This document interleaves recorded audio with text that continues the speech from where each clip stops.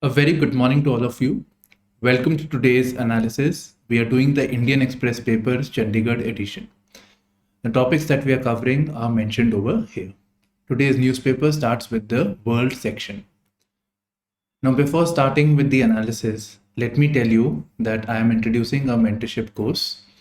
I'm just awaiting something to with my website. So once that is done, I think it will be by Monday, we will be launching it. So this mentorship course, I'll be, of course, that guidance and thing is there. But besides this, I'll be providing you current affairs, specifically the mains answer writing part. So daily 2-3 questions I'll be giving, be it from newspaper or any other source that is there, but 2-3 questions. And it will be done in such a way that repetition will be minimal.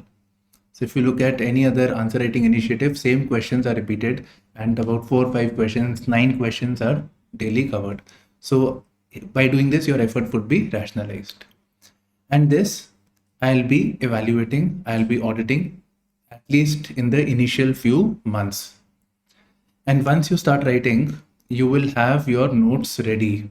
So in exams, the way the questions are asked, right? So in that format only you are preparing. So make these as your notes. I'll guide you eventually. Okay. Static portion also, you would have studied polity, history, geography, but you won't have come across mains answer writing practice. So by coaching is over, but you're not in a position to attempt questions. So I'll be providing you short lectures. At the same time, I'll prepare, a topic wise, which questions could be framed based on previous year analysis.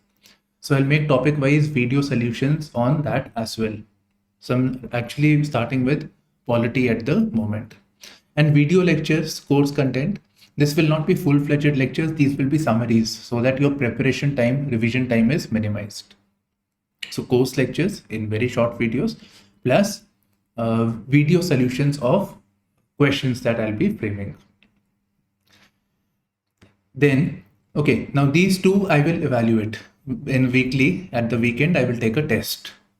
Right, I'll also take a test at the weekend, be it Saturday, Sunday, and by the next day, I'll evaluate the copies and share it with you.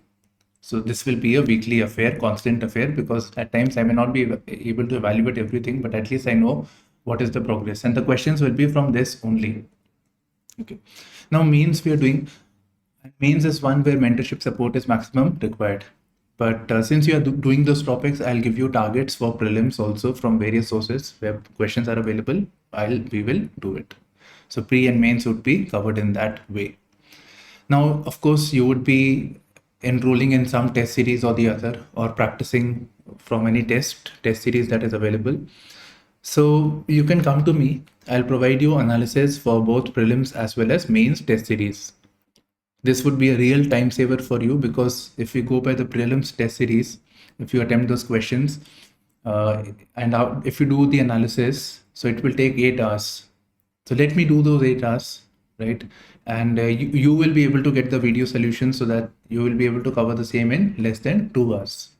So this will be a real time saver. My focus of the mentorship is saving times. Same thing applies for the mains. Just let me know the test in 3-4 days. I'll cover this and upload it on the website. Then of course, daily doubt clearance has to be there.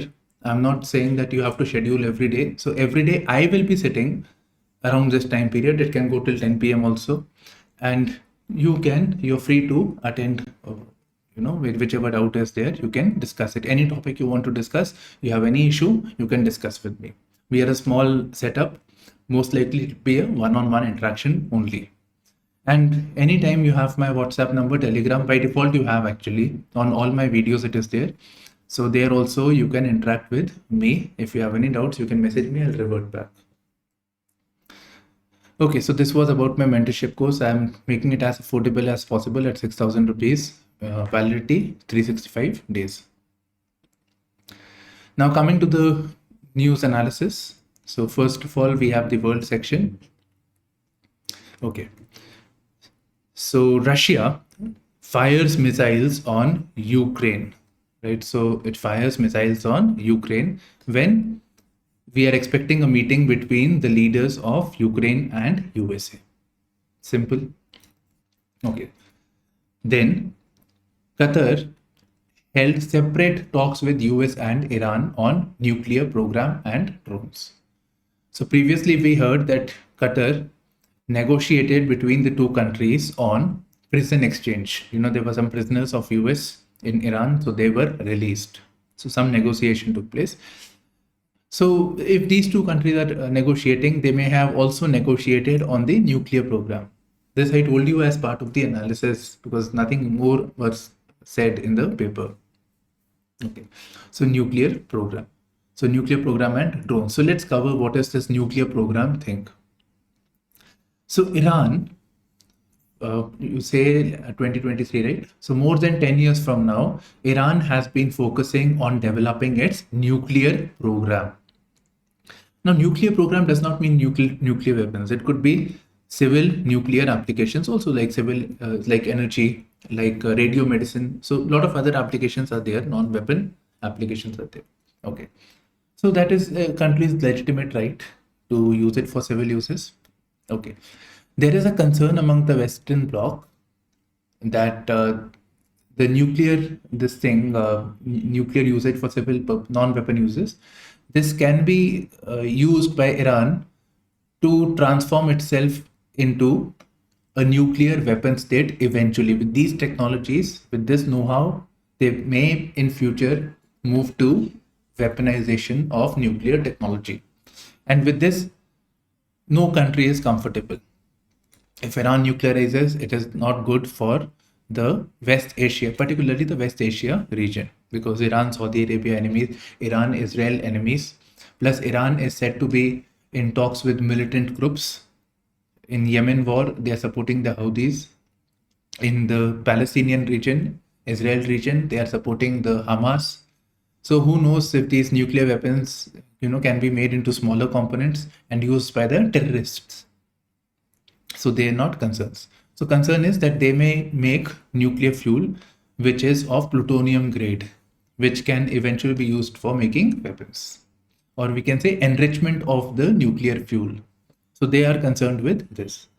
So US had previously told Iran that please stop this. So they didn't. So US imposed sanctions on Iran, right? Sanctions are imposed on Iran. And with the US, there were other countries as well. So P5 countries plus Germany. Okay, so sanctions were imposed. If any country trades with Iran, they are the rivals of these countries. Okay, so sanctions were imposed. Then eventually, some talks took place between Iran and these countries led by the USA. And this was known as Joint Comprehensive Plan of Action, as per which Iran was to bring in transparency in their nuclear program, civil, whatever nuclear sites they are. It has to be inspected by International Atomic Energy Agency. So all those things, safeguards were to be there. So to ensure that they do not enrich their nuclear fuel into plutonium grade.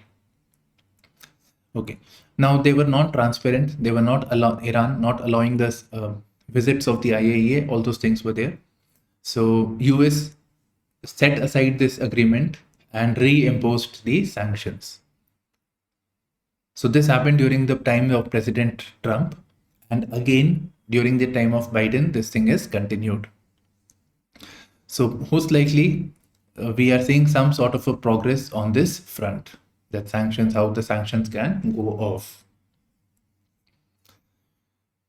Okay. Pakistan election will take place, right? So that's fine. Next news. Leaders hold talks on Nagorno-Karabakh region. Nagorno-Karabakh region, as Azerbaijan claims full control of the region. Okay, so previously we have done this. So Nagorno-Karabakh region is believed, it was part of the Azerbaijan, and internationally it is still recognized as part of Azerbaijan. But some decades back, there was an uprising in this region, and they became independent with the help of its neighbor known Armenia. So with the help of this country. Russia also played a role in this regard. Now, previously, some 3-4 days back, we heard that Azerbaijan started bombing this region. Right, so they started bombing this region. Now we get to know that they have taken full control. Okay, you should know where it is there in the atlas. It is associated with which of the following countries. And I'm telling you, this is like I used to make tests for Unacademy. So 2019. So 2019, repeatedly this question was asked. Okay. US revives Cold War submarine spy project to counter China. This happens at a time when China has ramped up military exercises around Taiwan. Fine. So US wants to use submarines. Submarines have stealth. They go beneath the surface of the sea. That is why they are called submarines. So with this, they will be able to spy what China is doing. Simple as that. And it becomes all the more important because there is a possibility that Taiwan may be invaded by China. Okay. Now, what is this name of the spy project? It is Integrated Undersea Surveillance System. So this was a Cold War time period project. So this is again restarted. Integrated Undersea Surveillance System. Coming to the very front page. So Women's Bill gets a Parliament seal. Okay, very nice. So now we will have 33% reservation for women in Lok Sabha and state assemblies. Please note, Rajya Sabha is not mentioned. State legislative councils are not mentioned. Okay, so Parliament has approved. Now it should go to the state legislatures. So they have to vote. At least half of the state legislatures have to vote in favor of this. Okay, next article. Why Mandal parties shift? BJP chips away. Okay. So the Mandal parties, we can say Samajwadi Party, JDU, RJD, right? We can keep going on and on. So these regional parties, especially from this UP Bihar belt, so they were saying previously also, they used to say that women reservation is fine, but give reservation to women from the OBC category. So the central government, which introduced the bill, they have not agreed to this. So the simple thing is that presently we have reservation. Of course, we have general community, we have SC community, we have ST community. So women from all these sections will get reservation. So 1/3 of each of these will get reservation. So they wanted specifically for OBC. And on these grounds, it didn't come through previously, 2008, around that time period. So now they have agreed to. So what may be the reason? So one could be that the gender politics is becoming more relevant because the number of women voters is increasing. It is 67.2%. Male voters were 67%. So the women voters are actually increasing. Their participation is increasing. They are becoming more and more politically relevant. Political parties now cannot, push aside such issues now. And this is very much required also. So that is one thing. So perception matters, and perception that any party cannot be seen anti-women. So that is the main thing. By the way, what was the opposition saying? So one was that reservation from the OBC should be given. So that is there. Other thing is that opposition was saying that implement this women reservation bill with immediate effect. So with the next election, women should be getting reservation. But this bill that has been passed by the parliament, they are saying that it is contingent upon the next delimitation exercise and census. So we know that the new census has not been revealed, right? The latest census, we are going by the old census 2011. And after census, delimitation will take place. So when will that happen? We don't know. According to one of the people associated with opposition, it is believed that 2039 is when women may get reservation in reality. Okay. Next, last one, special session ends. So maybe the special session agenda was only the women's reservation bill, nothing more than this. And both houses adjourned sine die indefinitely. Next, Proposal for quotas within SC quotas. Okay, next news. We have reservation for scheduled caste, right? So the idea is now what is happening is that within scheduled caste there are certain population, certain like there are many groups within this. So there are certain groups who have really benefited. So those people who have benefited from the scheduled caste, they have better resources, they have better means, so their children benefit. So you would see that one of those families who have benefited, their families continue to benefit, they have greater representation in government, while those who have been left behind, they continue to be left behind. So the better thing would be that we identify different categories within the scheduled caste, and those categories who have benefited, they are excluded from reservation, and more representation is given to unrepresented categories within the scheduled caste. Fine. So that is the main thing. Okay. Now it says proposal for quotas within scheduled caste. So within scheduled caste also quotas for different subcastes. So it is within the scheduled caste. It is a pending decision of Apex Court.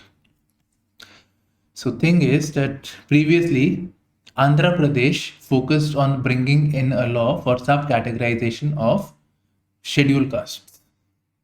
So a constitutional bench struck down this proposal by the Andhra Pradesh to make subcategorization of scheduled castes, so that certain groups which are benefited should not get reservation. So this was struck down.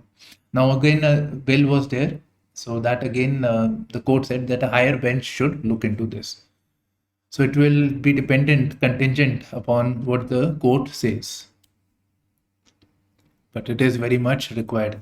And one more thing, to do this we need the caste census as well.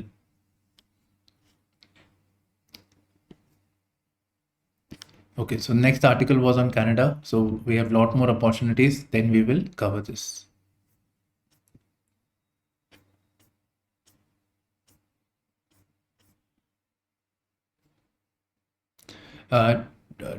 Canada's Prime Minister is saying, not looking to provoke India. Urge India to help uncover truth behind Nijjar's murder. So Canadian side are saying simply that this Nijjar, Hardeep Nijjar, was a Canadian citizen. He is killed in Canada by Indian agents. Right? So he has credible doubt on this. He has some doubt on this thing. So he wants India's support. India is brushing aside all these allegations. So he says that it is affecting the sovereignty of Canada, because in Canada you are going and doing this and breaking the law. So that's it.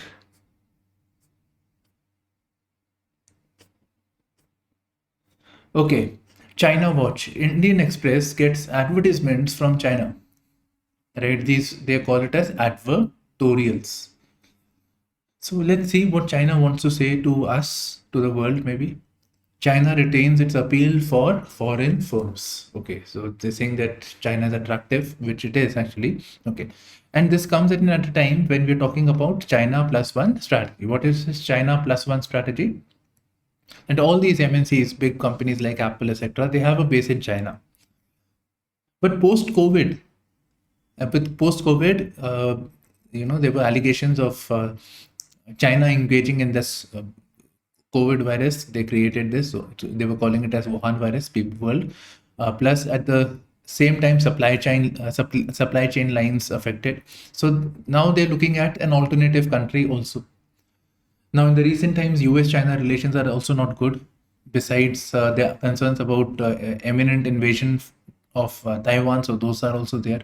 So they are looking at an alternative. It is not possible to go out of China altogether, but an alternative should also be there, and that 1+1 can be India. So the article is refuting this concern of China plus one, basically, that we understand from the title heading.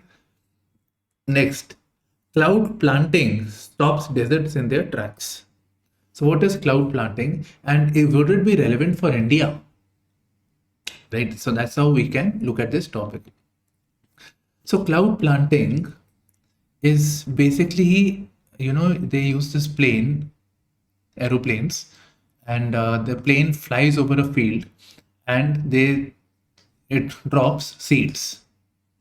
Drops seeds of trees and plants, etc. It drops through the journey. So this is cloud planting.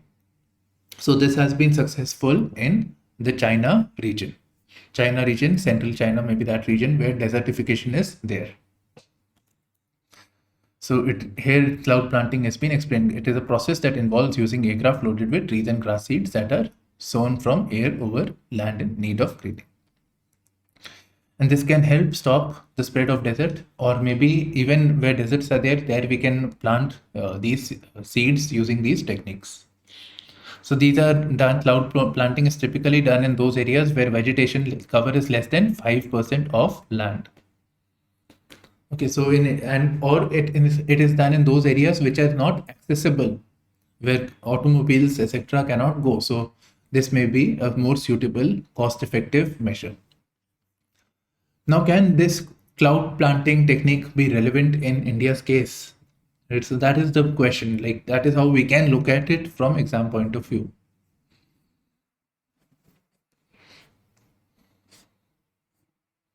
Punjab Assembly proceedings to go paperless. In fact, the new parliament also has a lot of paperless features. So this is very much required. In India, in Punjab, it is known as NEBA, which is National E-Vidhan Application.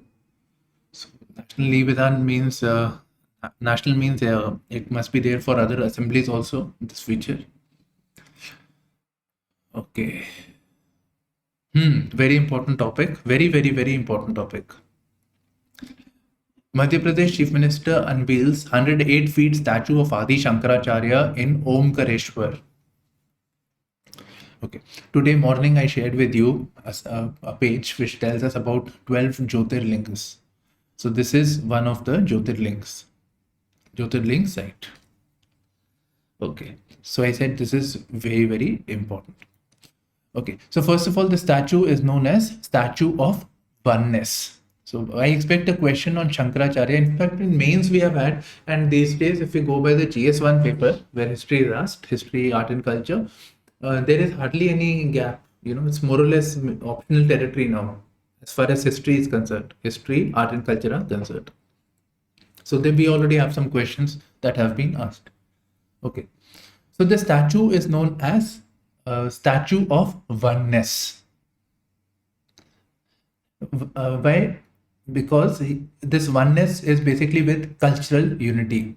So his teachings, Shankaracharya's teachings, he engaged in various debates. That time there was Buddhism also that was spread. This is 8th century, so this is around 700s. There were various religious sects, within the Hindu religion as we know today. So Shaivites, Vaishnavas, so number of other sects were there. So Shankaracharya, through his debates, through his intellect, united these people. Plus, he defended against the intellectual current of Buddhism. So he tried to prevail through his debates the superiority of the Sanatan Dharam or the Hindu religion, and he provided for unity. There are different Hindu sects, Shaivites, Vaishnavas, so multiple sects are there. So he tried to bring in unity among them. So that is why Statue of Oneness, this term is used. So he tried to focus on cultural unity. So that is one thing, unity with reference to the different sects, uniting them under one. Plus, there were some unclean practices. He criticized them within the religion. So he focused on that. One more, cultural unity. He was from Kerala. He went to, for example, he got his learnings from Omkareshwar. His guru was here. So, and he says that anybody who wants to learn, right, who wants to learn about the Vedas, he has to travel across the 4 mutts. So he has to travel across the 4 mutts. And these are in Puri, Dwarka. In north, it is Uttarakhand, Badrinath, and Sringeri in Karnataka. So 4 mutts. So one has to travel across all these 4 mutts. Now, this is paving way for cultural unity also, because if a person has to learn, he has to go to these four mats, which is spread across north, south, east, west of the country. So they will, people will interact with each other, know about their cultures, know about their languages. Right. So in that sense, also cultural unity. Maybe he was aware, that the political, maybe there are different kingdoms, but politically there is a concept that we are one country, one nation. Maybe that mindfulness was there. So he was mindful of the political realities. This was a time period of fragmentation of politics at that time. The Gupta Empire was weakening. There were multiple small kingdoms. There was a concern about the Arabs coming from the west, the threat of the spread of Islam that was there. So he was mindful of the political realities. So again, oneness in that sense could also be there. And what was his main teaching? He belonged to the Advait. He was a Vedantist. His teaching is known as Advait Vedanta. Advait Vedanta. Therefore, the museum that is created is known as Advait Lok. Okay, so in Advait Vedanta, he says, Jagat Mithya, Brahm Satya. And this Brahma is supreme being. In certain places it is written as Brahma. Sometimes it is also written as Brahman. So it both same thing, pronunciation here and there, it is fine, because I have actually listened to a lot of people, lot of sayers. So both are acceptable. So Jagat Mithya, Brahm Satya. So one question could be on this thing, like basics of Shankaracharya, then about him being mindful of the political realities, or the cultural unity part with oneness, that may be asked to explain, plus his teaching of Jagat Mithya, Brahm Satya. Jagat is world, Mithya illusion, world is an illusion, the only truth is Brahma. Right. So everything is an illusion, and this is the only truth, but we can know this only by means of Gyan. So for this, we need the path to the Gyan. So Gyan Marg. But the Gyan will come when you travel across the four mats. So you see, everything is interlinked. Okay. Sadly, Bharatnatyam exponent dies of lymphoma. So what we can do is Bharatnatyam for prelims. Of course, we can see the art form. It's one of the classical dances. The stalwarts in the field of Bharatnatyam. So maybe a short note on that may be asked. Short note on Bharatnatyam. Very difficult, but maybe. Lymphoma, yes, it is a kind of blood cancer. Lymphoma is associated with a white blood cell immune system. So she dies of this. Editorial and opinion page. So today we can do some shortcuts. Okay. So one is about the women's bill, right? So near anonymous support to women's bill tells a larger story. In age of divide, empowerment of women is a unifying force. Right. So this is about the reservation bill, what all things happen, what are the views of the political parties, which we have already discussed. If anything that you have to prepare would be, what are the barriers faced by the women in politics, right? So what is that thing? Second thing could be, why do we need more reservation or representation of women in leadership? So that would be the second theme, right? So those are the issues that I feel are more relevant from the next mains paper. And of course, the issue of the pros and cons of the women's reservation bill, or the concerns of women's reservation bill, that it is very much required, but it is not without its concern. Something to that effect may be asked. Here you can draw points from the concerns associated with the reservation for women in the local bodies. So local bodies, like in Punjab, it is seen that women sarpanchs are there, but they are being represented by male members. Their pati or pati sarpanches are there. So male members are having representation, or they are acting as proxy for their wives. So there are some shortcomings also. So that you can interlink over here. Next, Delhi need not choose. Thing was that I was really interested, and this part was hardly anything. This comes in the last paragraph only. So this theme of this article is basically why BRICS has a wide appeal. About 40 plus countries want to be part of the BRICS, especially from the global south. So why does BRICS has a wide appeal? So that is one point. That is the main part of the article. The second thing, the last paragraph over here, we basically get a nice conclusion which you can use for your GS2 answer writing. So that we will cover. So why do countries want to be part of the BRICS?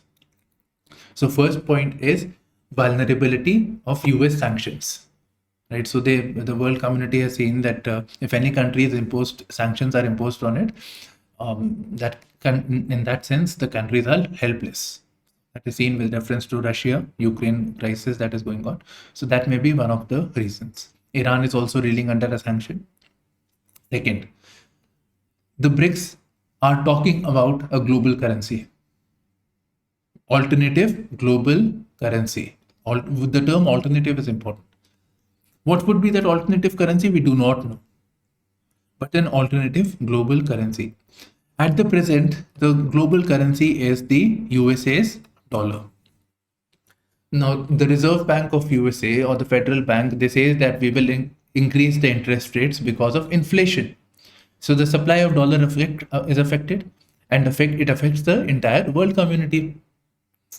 So we need to move towards an different or an alternative global currency, and therefore, BRICS is saying that we are going to work on this. So maybe the countries want to be part of this. Then, BRICS is providing an alternative arrangement to that created by the post-World War order. For example, there are issues with the functioning of the World Bank and the International Monetary Fund. So the BRICS already has the new development bank, which is synonymous with the World Bank, and the contingency reserve arrangement, which is similar to IMF. So like when there is a problem of balance of payment crisis in countries like Pakistan, Sri Lanka, etc., IMF provides funding. So contingency reserve arrangement will perform the similar task. Okay, and last one is the frustration amongst the global south countries with the functioning of the developed bloc or the global north or the G7. So the growing frustration with the G7, that these multilateral fora, etc., are dominated by these countries, and they are setting the tone, they are setting the agenda. The voice of the global south is not being heard. So those are the main concerns. You cannot write beyond this. Also, if you try in your answer writing, if you elaborate, you will take about what, 70-80 words. Okay, so same thing highlighted in blue color basically. Now concerns. You can focus on concerns from India's perspective also. Now with BRICS, concern with this expansion is that China's role, China's power, China's heft will increase in BRICS. So India is concerned with this.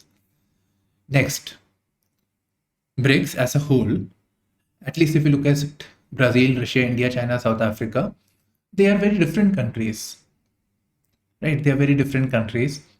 China is a communist, one-party rule. Russia is again a communist. India is a democratic country. South Africa is from the developed bloc. So different countries are there, and they're spread across different continents. So these countries lack ideological affinities. In fact, within this bloc also, India and China rivalry is there. China-Russia are friends, at least for the time being. But overall, Russia and China are concerned of each other's powers also, because both countries are neighbors. Russia was at one time aspirational, it was the USSR next to the US. So they have their own aspirations. China overtaking that will not be liked by them. So they lack the cohesion that should be there. Ideologically, they are very different. And lastly, there is apprehension of the West, especially when India is looking at more collaborations, more association with the US sector.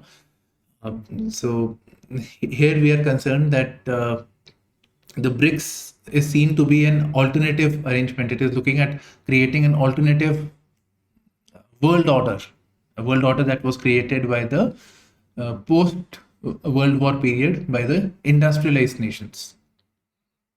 So the developed countries, the global north, sees the BRICS with skepticism, with suspect. Okay, now what should India do? What is the way forward? Like India is part of the BRICS, plus India is part of so many other arrangements. So India must engage with all the members, right? So India should hedge their risks. India should engage with all the members. All the groupings are equally important. So these expand India's diplomatic options and help in smoothing the rough edges of an increasingly polarized world. Next is a lingering hike. A lingering hike. This is covered in the economy section also. This is covered in the explained section also. So this is basically talking about developed economies like US, UK, Eurozone. So it's talking about these regions. So these regions have been witnessing very high inflation, around 10% inflation. Now, when the inflation rate is high, what does the Reserve Bank do? Like for India also, what does it do? They increase the interest rates or they hike the interest rates. So with the hiking of the interest rate, the supply of money will get affected. So the demand should get affected and therefore inflation should be neutralized. So that is the basic idea. So the Fed Bank of the US, the UK Bank, the Eurozone Bank for the Eurozone, so European Central Bank. So all of them have been increasing the interest rates. Right. Now, what is the article saying?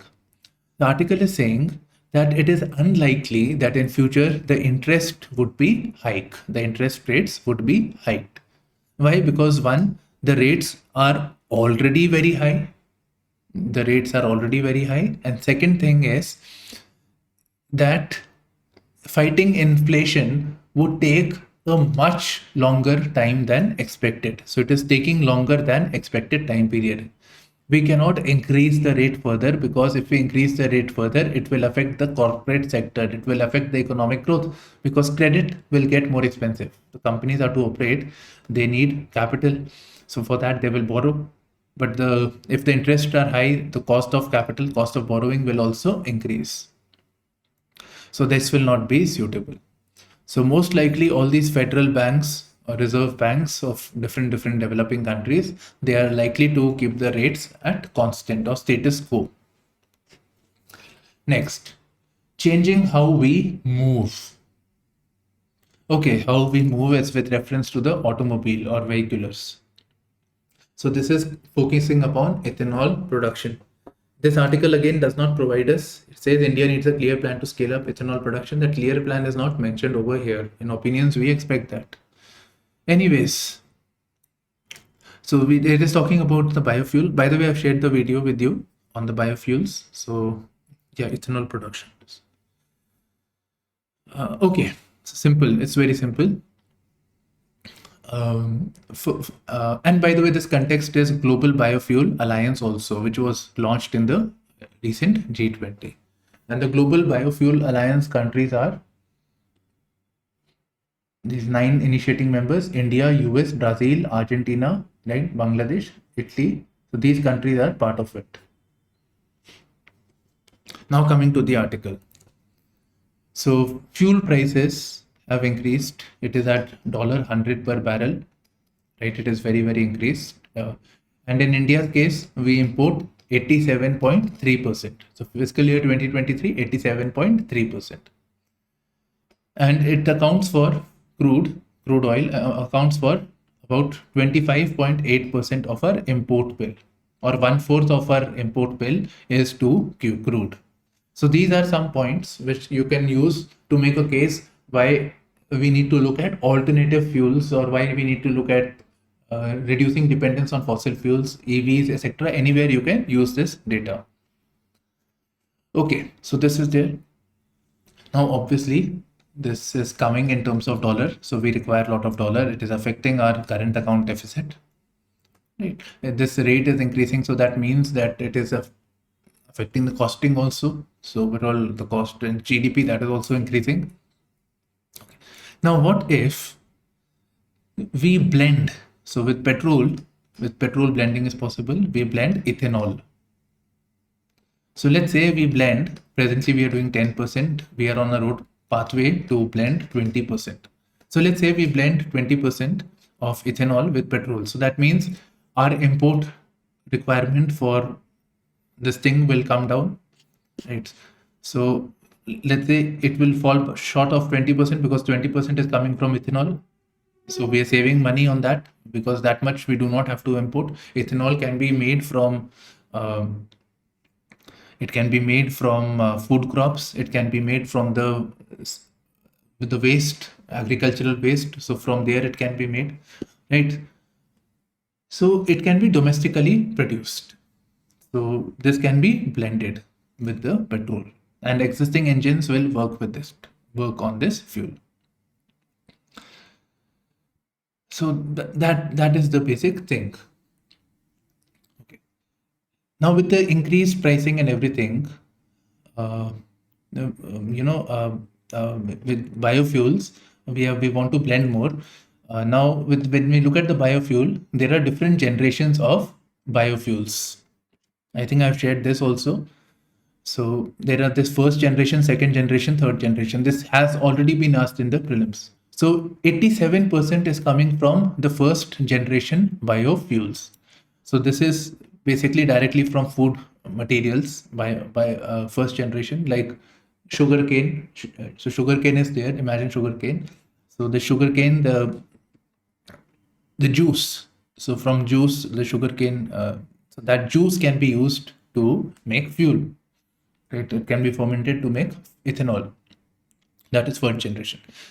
Now, if we remove the juice, we get that papery thing, right? The hard papery thing, cellulose material. So that cellulose material, if it is used, if it is decomposed and we get ethanol, it is second generation. And third generation is when we used algae and other microorganisms. So 87% is coming from the food, directly food. Now this would mean that if we continue with the blending, it will affect food security. It will affect water security because water is also required. And besides this, this is also using fertilizers and pesticides, and all those things are also there, right? So this is not good, and it eventually food is diverted to fuel. It will affect the supply of food. It will be a supply shock. Food prices will go up. So instead, we should focus on second generation of biofuels, right? So from the waste material, like stubble farming, stubble is there. So that stubble being used for ethanol. So we need to invest and focus on second generation of biofuels. So that would be a more prudent approach. Next is the economy section. This is the last we are doing. This article is basically telling us about Beyond McCain, Tim Hortons, Canadian companies in India. So it is saying that their presence spans from infrastructure to fintech. So almost every sector, they are part of it. So $3.31 billion has come to India in this 3 years, 2022, 2023. Then Canada pension plans, right? So they have $14.8 billion. 0.5% of FDI inflows are this is not significant amount, but they're coming from Canada. 600 companies have presence. So all that. So we can read this actually. Or you can take a screenshot, only read the red part. So Canada accounts for 0.56% of the FDI. It is home to 5.26% of overseas Indians, which is a significant number. 7th Indian student abroad is in Canada, right? So Indian diaspora is there as Canada. We should be concerned about their safety. 4th largest source of tourists in India, and bilateral trade is tiny, but it is in India's favor. And besides this, Canada is also important because it is an important strategic partner, as it is part of the G7 and the global north. Plus, it is part of the NSG. We need their support. NSG, if we want to be a member of NSG, Nuclear Suppliers Group, we would need support of Canada, because all 38-40 countries have to agree. So that is the basic thing. Next is declare willful defaulters within 6 months of NPA tag, RBI proposal. So one is, what are willful defaulters? Right. What is NPA? So yeah, so these definitions are important. So NPA is non-performing asset. So basically, when a company wants to have expansion or anything, it borrows money from the banks, NBFC, etc. So they borrow money. So they borrow the principal amount, right? They borrow the principal amount, and eventually they are supposed to return this money in terms of EMIs. And this amount would be principal plus interest amount. If, I'm coming to definition of NPA, if in 90 days, approximately 3 months, if in 90 days, no payments are paid back by the company to the bank, be it payment on principal or interest, then in that case, that company shall be declared as an NPA, non-performing asset. Fine, clear? Okay. There is another thing known as stressed assets. And by the way, why are we calling them as assets? This company is an asset for the bank. The bank has given them loan, and on this loan, the bank expects to earn money. Therefore, we are calling it as asset. So when the asset is not returning the money, it is non-performing asset. So next is stressed assets, not mentioned in this article, but stressed assets. When there are signs that the company may not be able to pay the banks, for example, for 30 days no payment has come, for 40 days no payment has come, in that case, the bank shall classify that asset as a stressed asset. Okay, so stressed asset. Next worst thing is the non-performing assets. Now coming to willful defaulters. Now there may be a case, the owner of the company, let's say Kingfisher, so they have all the money, but they are not paying back to the banks. They have the means to pay. The person who's running this company has the means, but does not pay. So in that case, that person is deemed as a willful defaulter. And for a willful defaulter, one more condition is there, that the outstanding amount should be rupees. Outstanding amount is 25 lakh and above. Right, so 25 lakh and above. Okay, and large defaulter is rupees 1 crore and above. So basically, it is just that one has the means but does not pay. That person has assets elsewhere in the country, elsewhere abroad also. They are shell companies, etc. Like happened in the case of Kingfisher's Vijay Mallya. Next, again with reference to lending, etc. Large companies get flexibility in raising debt funds. So Securities Exchange Board of India, a statutory body, it has created a framework for meeting incremental financing needs through issuance of debt securities. It's basically making it easy for large companies to raise debt funds. So see, one way for the companies could be that they can borrow money from banks. Right? Why not borrow from banks? But with the banks, the problem is that tenure of the loan is relatively short. Interest rates are a bit high. An alternative approach could be that companies, I'll write here, companies say that they issue a bond. Bond is an obligation. They issue a bond paper to people who investors, right? So investors. So The company issues bonds, so these people buy the bond, they make a payment, this payment goes to the company. And in return, the company will eventually pay back the investors plus some return on it. Right, and the cumulative return on the bonds is basically known as the yield of the bond. Right. So the reason is that here there is more flexibility. Bonds or debt funds are relatively longer term duration, and the interest rates are slightly lower. So that's it basically. So that is a basic thing actually with the NPAs, etc. That one of the reasons that we need to move towards the debt marketing, the bond marketing. So capital being raised from the bond funds, debt funds, etc.